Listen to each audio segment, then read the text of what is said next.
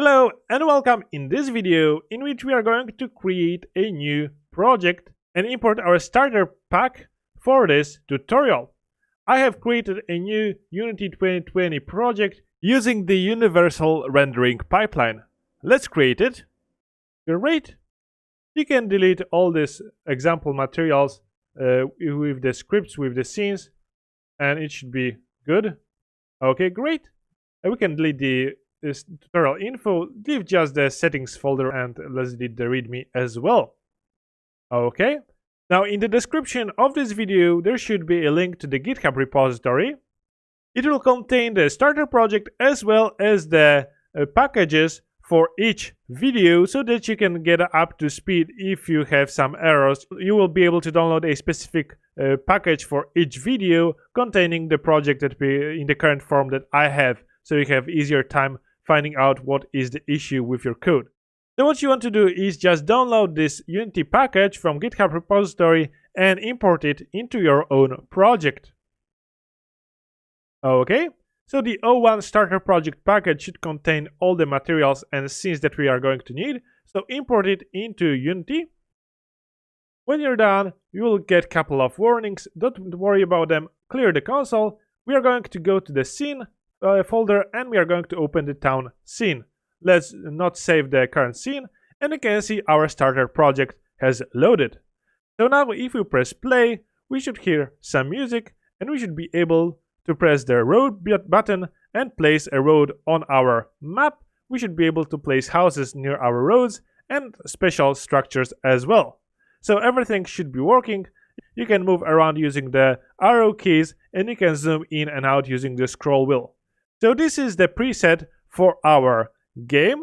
One last thing that we'll need to perform is to go to our hierarchy, open the terrain and select it, choose the nature game object, and we will need to add a new layer. So click on the layer in the inspector, select it, add layer, let's type nature, enter, and let's select it again in the hierarchy, so the nature game object. Let's select the layer in the inspector and let's select the nature layer and change the name, yes, change all children, and make sure that it is capital N nature. And we will need to do the same for the ground, so let's select the ground, let's select the layer, add layer, and let's type ground, enter.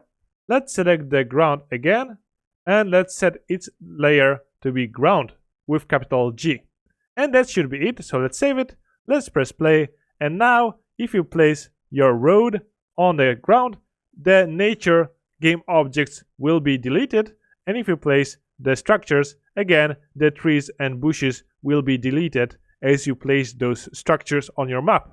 Great! So this is the preset for our project that we will use to implement our traffic system.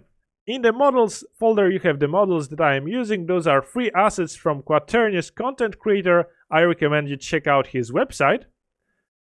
The prefab folder contains the prefabs for our cars that we can use for our project. We have the people that we have implemented in our project, and if we press play, and actually if we place a road on our map and create a house and a special structure, and if we zoom in and click the spawn pedestrian, you will spawn those pedestrian AI agents, and you can see that there is a similar structure that we are going to implement for the graph that is created between points of interest placed already on our road prefabs that are responsible to direct our pedestrians where they should go. And we are going to reuse this solution to create the setup for our cars. So if we stop the game and we open up the prefabs and the road prefabs, and if we open up the dead end street, for example, you can see those diamonds represent the points of interest that are important for pedestrians, and we are going to implement the same thing for our car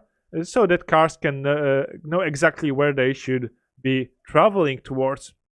In the script section you have all the scripts that are used, and this is a grid script. That the grid is basically our graph structure that we are using to detect what is in each position.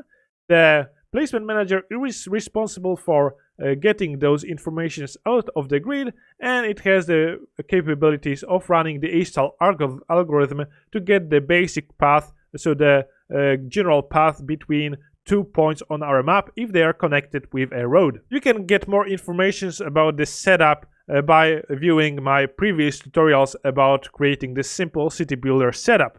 In any case, in the next video, we are going to start implementing our car. That is the movement capabilities so that it can drive towards a point, and that we can give it a list of points so it will be traveling from one point to another, and upon arriving in the close proximity to this point, it will take another point from the list until it reaches the last point. So that's what we are going to do in the next video. See you there.